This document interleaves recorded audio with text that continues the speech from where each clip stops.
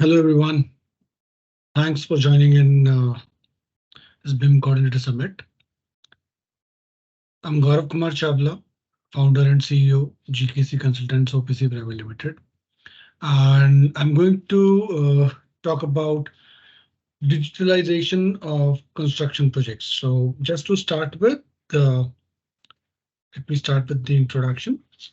This is the brief profile what I carry. So as I mentioned, I'm Gaurav Kumar Chawla, based out in Delhi, India, and founder and CEO for GKC Consultants OPC Private Limited. More than 20 years into this project management and BIM domain, specifically and specially working on the enablement of professionals, like be it with the terms of trainings or consultancies that provide across the globe.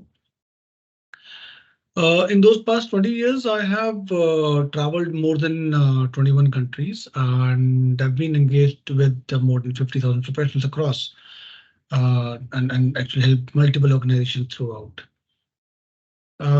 Qualifications, education-wise, my highest one is MBA in project management, and I've got lots of professional certifications, almost 30 plus professional certifications I carry. That includes like PMP, which is by PMI USA, Prince 2 by Excelos UK, Google Certified Project Management Professional, Construction Management Certified by Columbia University, and other technical certifications like I'm certified by Oracle for Primavera, certified by Microsoft for MS Project, Bentley certified for Synchro 40 and all that. During this journey, we've received few awards in different countries like India, Malaysia, Dubai, uh, uh, Nepal, Bangladesh for the work that we have done. And just to add, I'm also a adjunct professor for BIM at RICS MIT University, Mumbai.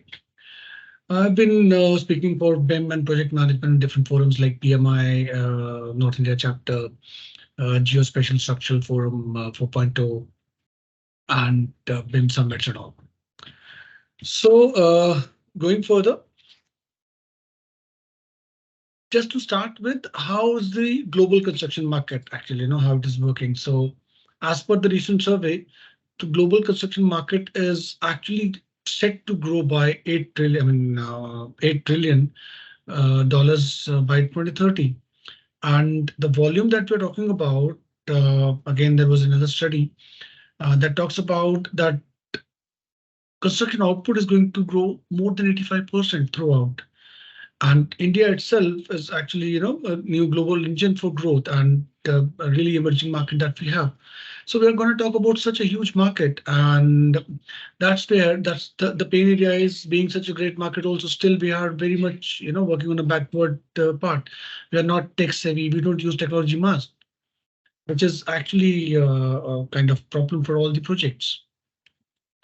This is how the construction projects works. So all are in a jagged manner, not connected. PMO, project management office, is talking about something else. Your QA QC is somewhere else, somewhere, a different place. Your business development is talking about something different part. Design team, planning team, they don't coordinate much. So all are in staggered manner. They are not connected. Why they are not connected? They are working on their own pace. They don't know about other teams, other progresses. They don't have any idea about how the different teams are working. Just to add, main problem areas when we say, apart from lack of resources, lack of costing, cost aspect and all, majorly I feel that these are the main three areas where we need to work a lot. First and foremost important part is inadequate communication and collaboration. So when we say inadequate communication and collaboration in simple terms, design team doesn't know what is happening in the project management part. Project management or scheduling team is not aware of what the design says. At the end, when it goes to execution, it is totally unrealistic things. Things are not connected. Even they don't know what is happening on the field. So lots of disconnects. The document management is one of the major areas that we are working. We are talking about RFIs, RFQs, we are talking about issue statements, we are talking about change management. And the documents, when we say, again, since there is no organized ones. There's no connection. So the version control, the system controls, the changes are actually not controlled properly or needs huge amount of infrastructure and efforts to control all that. And last, most important part, hesitance to adopt the new or emerging technologies. As I mentioned earlier, also, is actually a domain where lots of improvement is going on. Lots of projects are there. It's a booming industry, but still we are not talking about the advancements of the construction technologies. Even I was surprised. I was talking to some of the senior, I mean, the big firms when I talked about BIM, and the question was, who owns this BIM? Whose software is this? So people are even not aware of that BIM is not a software. It's a process. Some organizations feel like just the software is BIM. That's what we are getting. We get 3D models. We are happy with that. That's BIM. But that's not actually it is. Now, that exhibit recently that came up with the KPMG study that talks about the adoption. You can see the adoption level. Now, if I talk about integrated project management system, which is PMIS, good part is, yes, they've started. Almost 46% are saying that, yes, we have started working on it. But look at the BIM part, just 39%. AI and all are very far. I mean, just 4% have adopted yet. Digital twins, hardly 12%. So this is a data actually, a recent survey was conducted by KPMG. That was Global Construction Survey. And that's what they actually found. So that's kind of hesitation. That's kind of lack of adequate information as well. Now, what we should do, the solution, that's what I always recommend is digitalization, connected environment. Go to digital part, have it safe, have it more secured, more processed, connected way. So I'll just tell you some of the key aspects or technologies we can use for digitalization of construction projects. So let's start with the solution. When we talked about in a staggered manner, disconnected manner. But if we are working with BIM, we're talking about CDE, common data environment, then of course, data is placed at one place. People are connected. They can see the updates, enhancements. They can actually talk about what is happening, collaborative manner, connected manner. Solutions can come pretty fast. Lots of time, cost, energy gets saved once we have this connected one. Of course, BIM is the first one that we talk about, and especially I always write, it's not a software or a technology, it's actually a process. It talks about end-to-end what, starting till end, what exactly we are doing, how we're going to work on. Now it is also backed by ISO 19650 standards as well. And yes, there are tools, there are softwares used for BIM like Revit, your Synchro, Ventless tools, your BIM 360. There are tools, there are softwares available, but BIM itself has got the combination of all those things. And that's how we need to work. BIM dimensions. So start with 3D, third dimension, we are getting a 3D model. So one is just getting a 3D model. Second is getting a proper 3D BIM model where we are talking about the data, the properties, the added part to it. What exactly is this model is.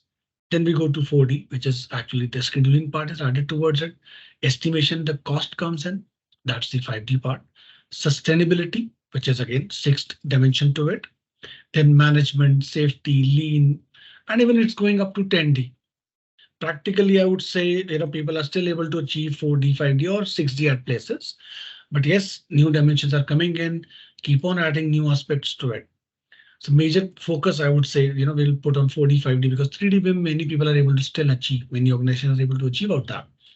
4D, 5D is something that we need to work on to achieve next dimensions to it. So this is what is 3D, 4D and 5D. So 3D, as I mentioned earlier, also it's a main model that we have created with all the adequate properties. Then we have a schedule in Primavera or MS Project or Excel. That schedule gets added to the 3D model. That becomes 4D. So your schedule, your model are connected, linked, working together. Then we add the costing part to it. Costing like resources, man, machinery, material, overheads, other costs, and we get the fifth dimension added to it. this is what actually at this moment, if the organization is able to achieve this much also, of course, we'll be able to save lots of money, efforts, reworking, and all that part. Some of the benefits of BIM, I'm starting with BIM only, then we'll of course add more technologies that are coming in. Yes, we can do digital integration, all are connected way.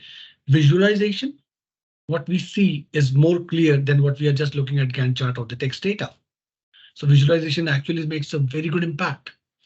Cost effective, we are able to work on clashes, we are able to identify those clashes, remove those clashes, and again that saves a lot of energy, that redoing the work again and again, the cost saves out. Then your information accessibility, that is coordinated way that we are working with, and once we have the coordinated way, we all are working in collaborative manner, of course we are able to give high productivity as well for the entire project and entire project management team. Now, digital twins, we hear a lot about digital twins, like digital twin is this, that, and that. In simple terms, when we say digital twin is a virtual model of your end product that you're going to achieve, the physical product. So when we say we don't have to go to site, with the help of those digital twins, we can open that model in front of our office table only and look inside, look at the different views, get inside details connected with schedules, and we are able to see what we actually, going without going at site. So from the safety aspects also, to an extent, we are able to achieve a good amount here. That yes, zoom it, get in, rotate it, wherever you want to see, you can just work with it. It can give you all the performance analysis, your different patterns coming in. You can overlay the drawings over here, like the models about MEP, architectural structure, that all can be done. Second technology that is actually working a lot nowadays is drones.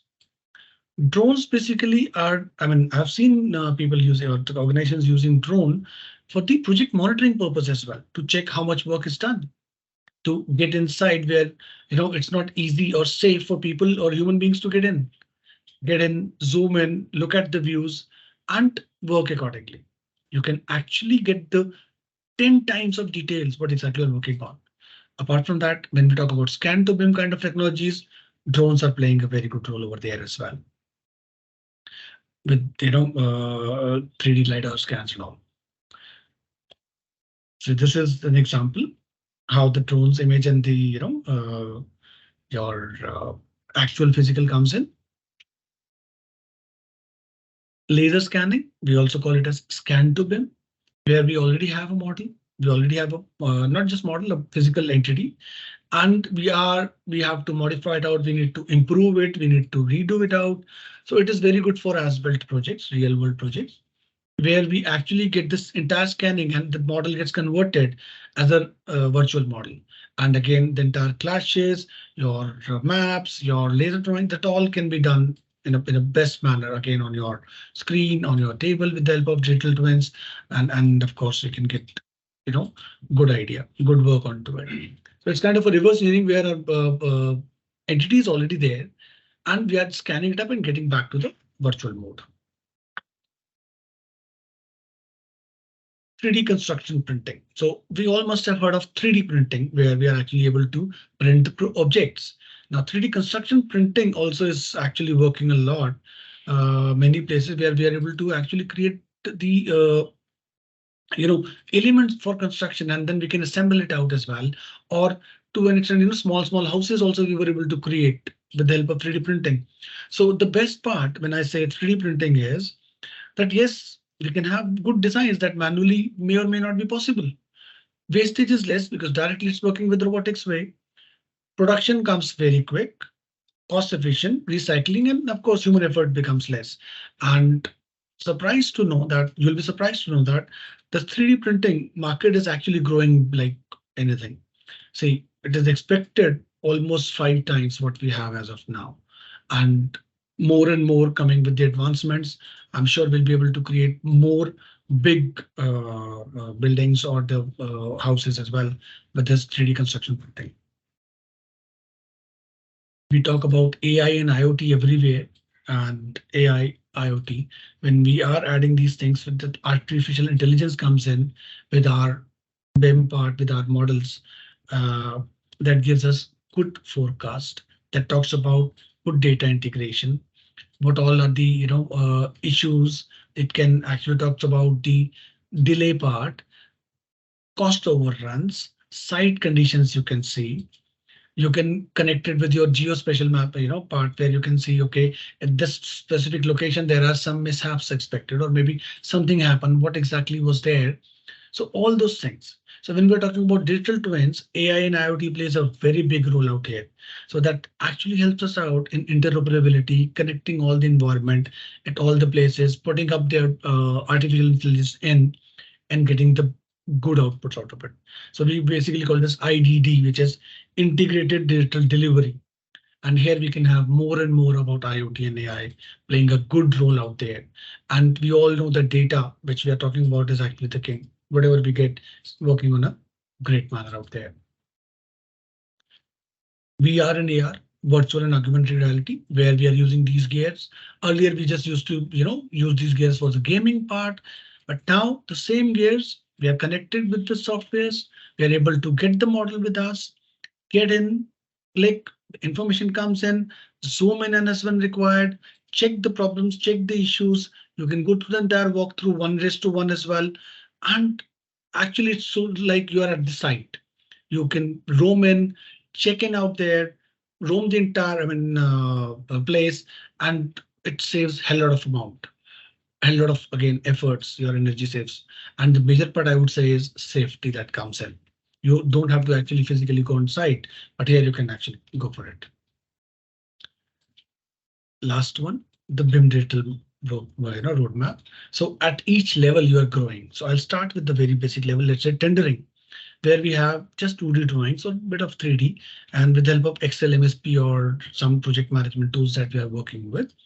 As soon as it grows further, level 2, level 3, level 4, you are having more enablement. You are able to add model-based planning, digital project management comes in. Then you are talking about schedule development, your 4Ds goes up there. Then cost loading is coming up there. Then field planning going on to the construction phase, digital supply chain, Power BIs are there when you're talking about the actual updates, actual reports, actual connections out there. Digital inspections are coming in, time lapses, all those parts step by step are going out. So from tendering to pre-construction, then fabrication, construction, commissioning, and finally maintenance. That the entire digital roadmap, a flow chart that we can actually add the value to us. So with this, I'm just completing up my presentation. So thanks again, everyone, for being part of it. And feel free to reach us for any kind of further questions you have.